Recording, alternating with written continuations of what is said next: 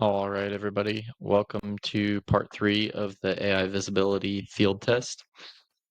So for those of you who don't know, I've been working with a med spa business in Denver, Colorado, and our goal is to get them more leads and ultimately more customers through organic search in AI platforms like ChatGPT.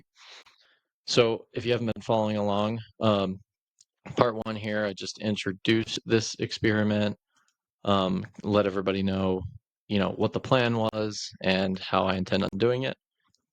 Part 2, I took the business's website and brought it into Peak AI, which is our visibility tracking service. I've tried probably 4 or 5 of these, and Peak is by far the easiest to use. It feels like the most accurate and just overall the best. So I took the business is called Cheeky Denver. It's a med spa, like I said.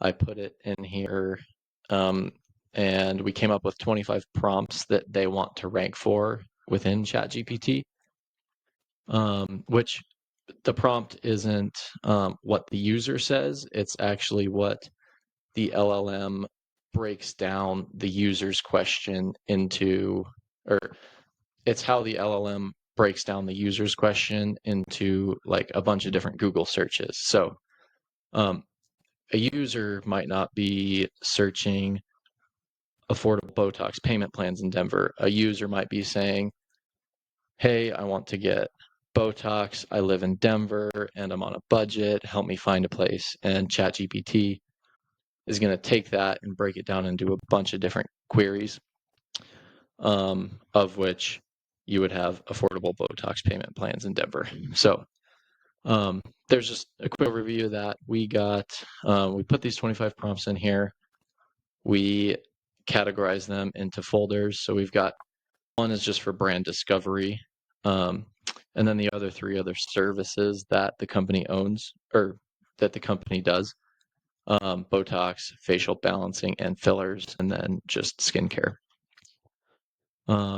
So we put those in there. It is tracking now, and we've got some overall metrics, which I won't go over right now. But so that was part 2.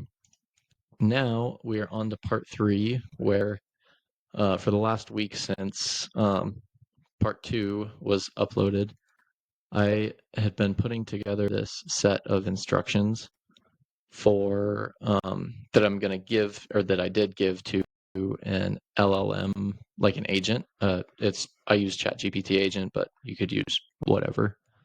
And it's just this super detailed, here's the process. And then here's a checklist that you need to go through and perform an audit on the subject website. So I put this together. If you guys want it, I will leave a link for you guys to download it. So from there, I took that and went into ChatGPT. I gave it that PDF that I just showed you guys, and then I gave it a task. And by the way, I had to make sure it was on agent mode here. If you have GPT Plus, you get like 40 uses of agent mode. So I said, perform a GEO optimization audit based on this PDF guide that has a checklist. You'll have to crawl the website and look at every single page. That's why I wanted an agent doing it rather than doing it myself, because it would take 10, 20 hours, and it just wouldn't be sustainable for somebody who was running an agency, say. So I gave it the business's website, cheekydenver.com. It worked for 7 minutes, and it popped out this audit, which I won't read it to you guys because it's very, very long, but it is extremely detailed. It didn't really miss a single thing on that checklist. And at the end, I asked it to give, the top 5 high impact GEO fixes. So a common theme in this report was adding FAQs to a lot of the main pages.